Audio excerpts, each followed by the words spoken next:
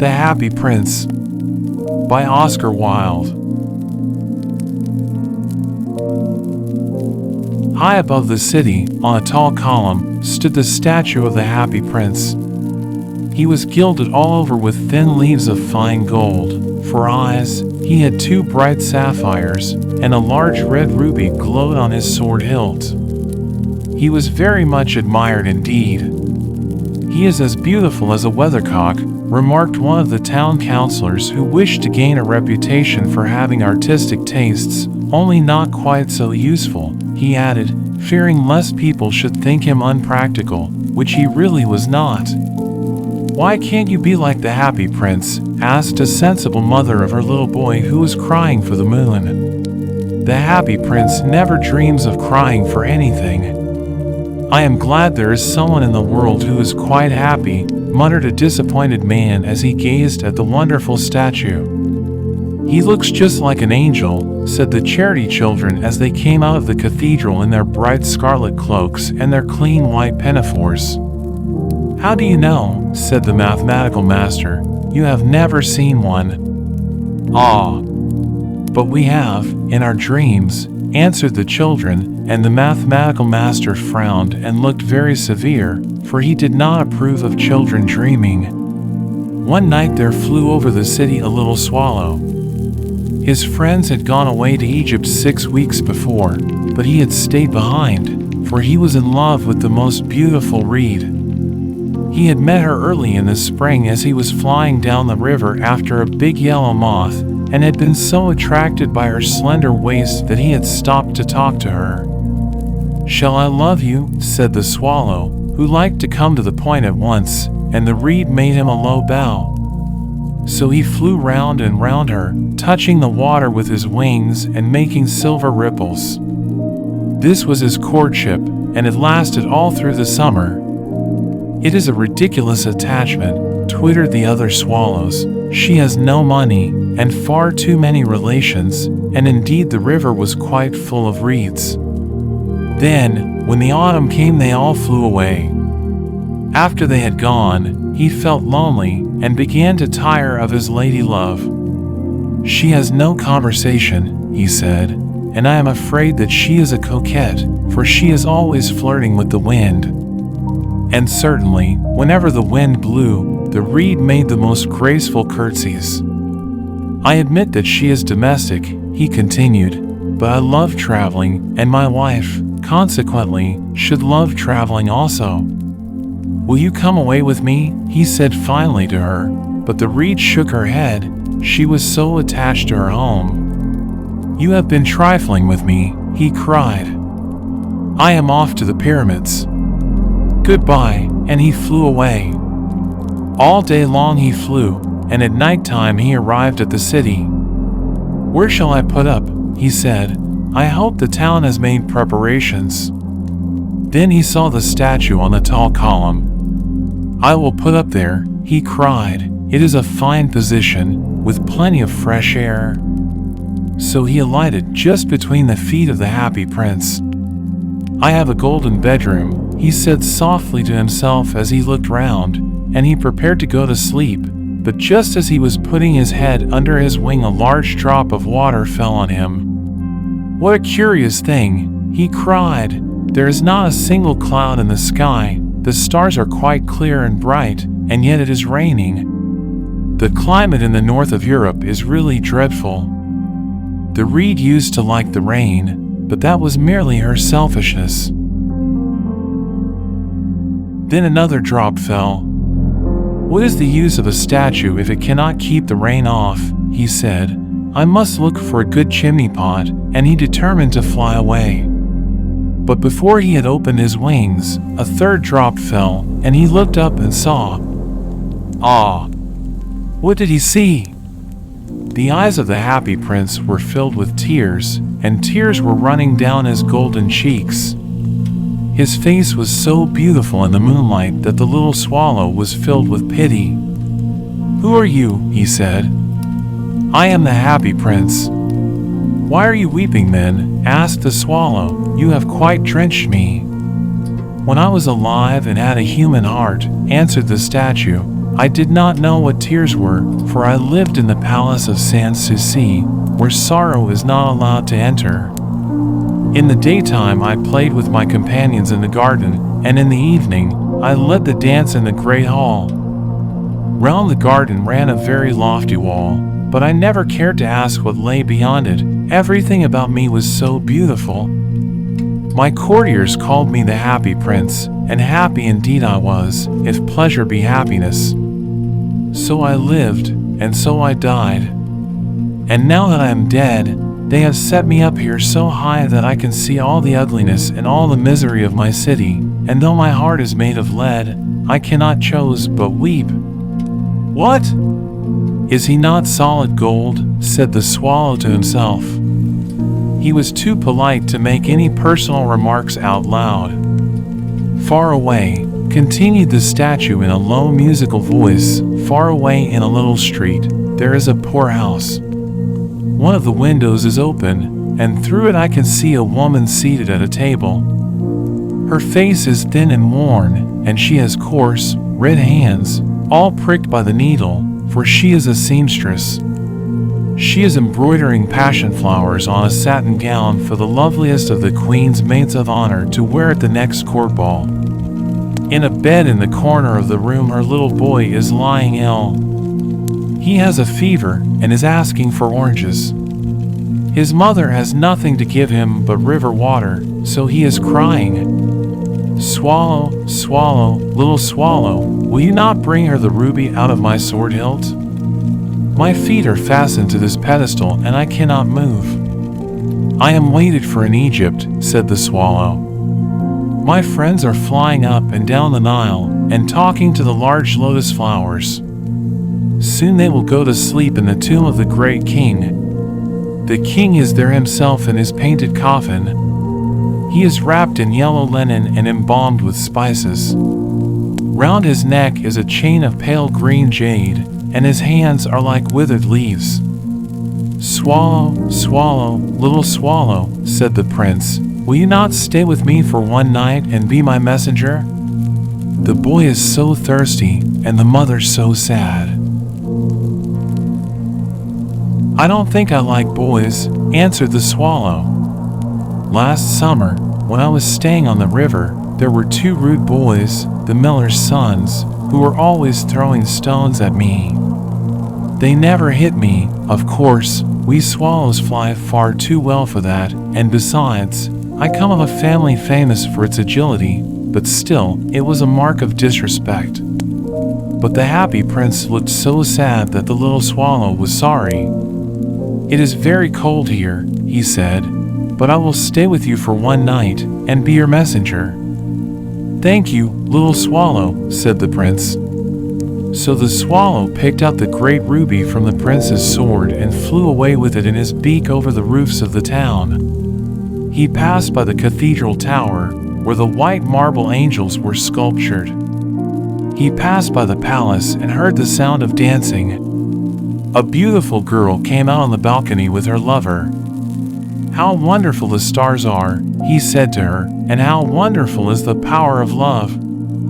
I hope my dress will be ready in time for the state ball, she answered. I have ordered passion flowers to be embroidered on it, but the seamstresses are so lazy. He passed over the river and saw the lanterns hanging to the masts of the ships. He passed over the ghetto and saw the old Jews bargaining with each other and weighing out money in copper scales. At last, he came to the poor house and looked in. The boy was tossing feverishly on his bed, and the mother had fallen asleep. She was so tired. In he hopped and laid the great ruby on the table beside the woman's thimble. Then he flew gently round the bed, fanning the boy's forehead with his wings.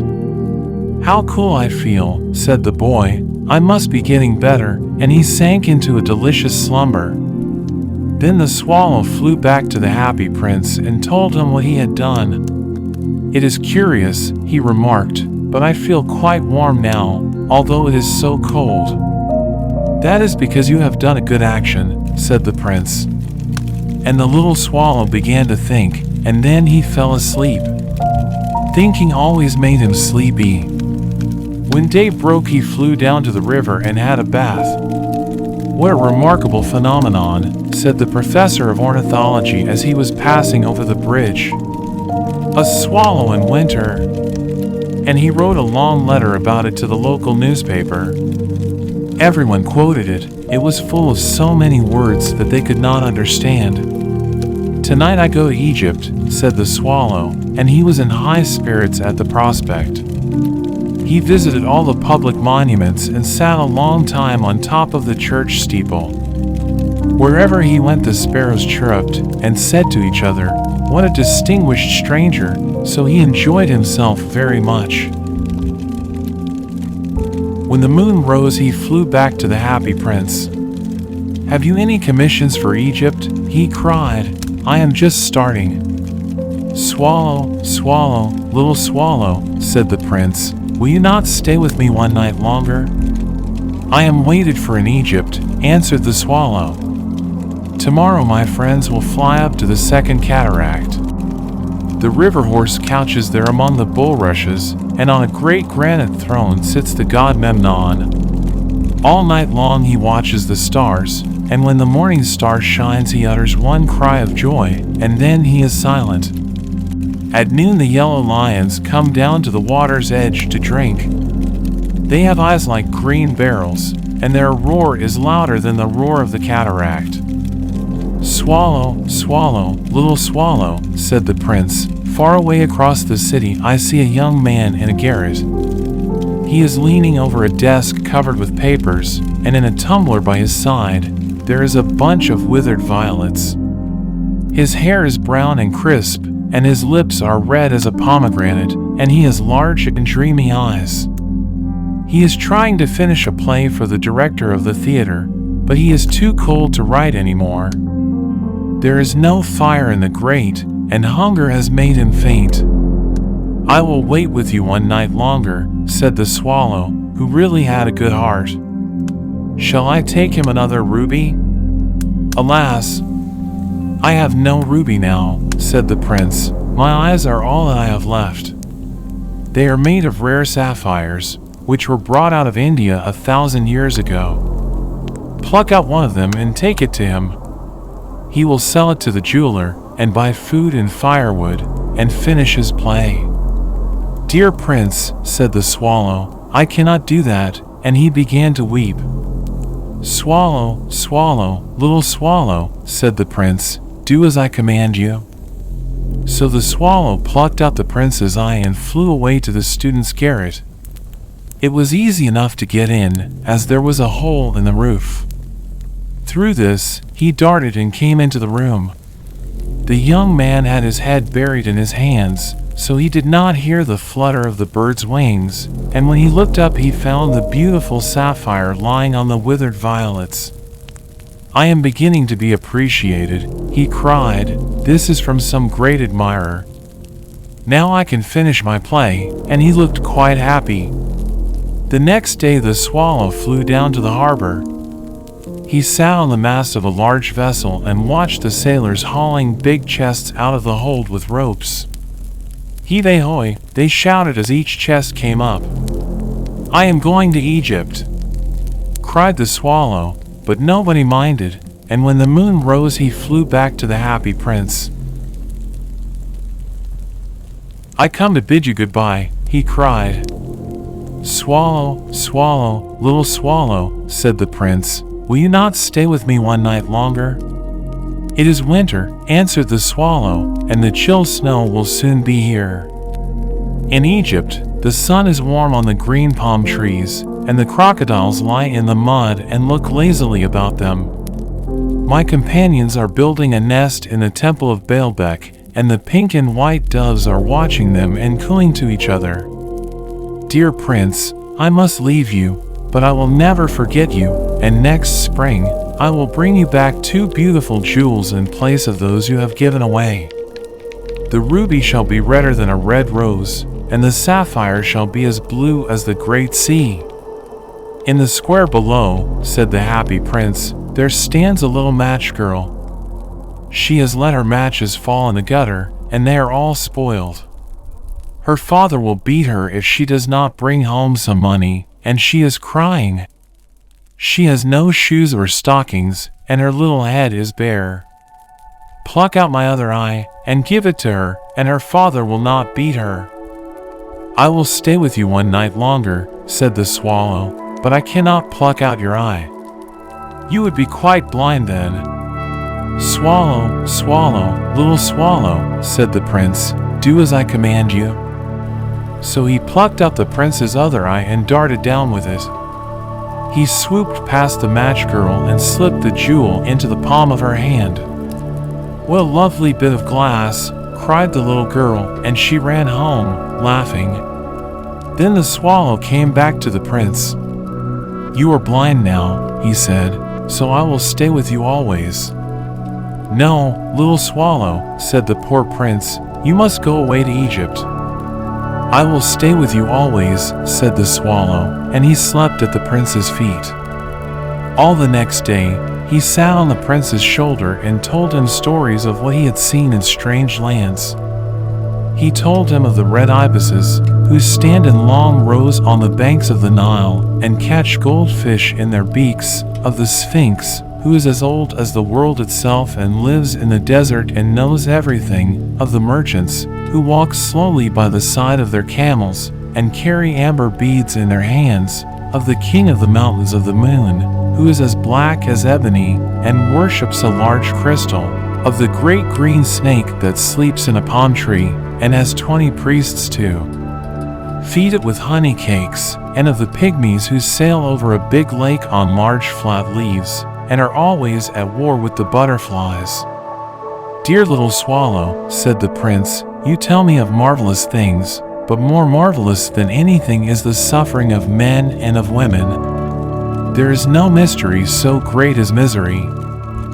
Fly over my city, little swallow, and tell me what you see there." So the swallow flew over the great city and saw the rich making merry in their beautiful houses, while the beggars were sitting at the gates. He flew into dark lanes, and saw the white faces of starving children looking out listlessly at the black streets. Under the archway of a bridge, 2 little boys were lying in one another's arms to try and keep themselves warm. "How hungry we are," they said. "You must not lie here," shouted the watchman, and they wandered out into the rain. Then he flew back and told the prince what he had seen. "I am covered with fine gold," said the prince. "You must take it off, leaf by leaf, and give it to my poor. The living always think that gold can make them happy." Leaf after leaf of the fine gold the swallow picked off, till the happy prince looked quite dull and gray. Leaf after leaf of the fine gold he brought to the poor, and the children's faces grew rosier, and they laughed and played games in the street. "We have bread now," they cried. Then the snow came, and after the snow came the frost. The streets looked as if they were made of silver. They were so bright and glistening. Long icicles like crystal daggers hung down from the eaves of the houses. Everybody went about in furs, and the little boys wore scarlet caps and skated on the ice. The poor little swallow grew colder and colder, but he would not leave the prince. He loved him too well. He picked up crumbs outside the baker's door when the baker was not looking and tried to keep himself warm by flapping his wings. But at last he knew that he was going to die. He had just strength to fly up to the prince's shoulder once more. "Goodbye, dear prince," he murmured. "Will you let me kiss your hand?" "I am glad that you are going to Egypt at last, little swallow," said the prince. "You have stayed too long here. But you must kiss me on the lips, for I love you." "It is not to Egypt that I am going," said the swallow. "I am going to the house of death. Death is the brother of sleep, is he not?" And he kissed the happy prince on the lips, and fell down dead at his feet. At that moment a curious crack sounded inside the statue, as if something had broken. The fact is that the leaden heart had snapped right in two. It certainly was a dreadfully hard frost. Early the next morning the mayor was walking in the square below in company with the town councillors. As they passed the column, he looked up at the statue. "Dear me, how shabby the happy prince looks," he said. "How shabby indeed," cried the town councilors, who always agreed with the mayor, and they went up to look at it. "The ruby has fallen out of his sword. His eyes are gone, and he is golden no longer," said the mayor. "In fact, he is little better than a beggar." "Little better than a beggar," said the town councilors. "And here is actually a dead bird at his feet," continued the mayor. "We must really issue a proclamation that birds are not to be allowed to die here." And the town clerk made a note of the suggestion. So they pulled down the statue of the happy prince. "As he is no longer beautiful, he is no longer useful," said the art professor at the university. Then they melted the statue in a furnace, and the mayor held a meeting of the corporation to decide what was to be done with the metal. "We must have another statue, of course," he said, "and it shall be a statue of myself." "Of myself," said each of the town councilors, and they quarreled. When I last heard of them, they were quarreling still. "What a strange thing," said the overseer of the workmen at the foundry. "This broken lead heart will not melt in the furnace. We must throw it away." So they threw it on a dust heap where the dead swallow was also lying. "Bring me the two most precious things in the city," said God to one of his angels, and the angel brought him the leaden heart and the dead bird. "You have rightly chosen," said God, "for in my garden of paradise this little bird shall sing forevermore, and in my city of gold the happy prince shall praise me."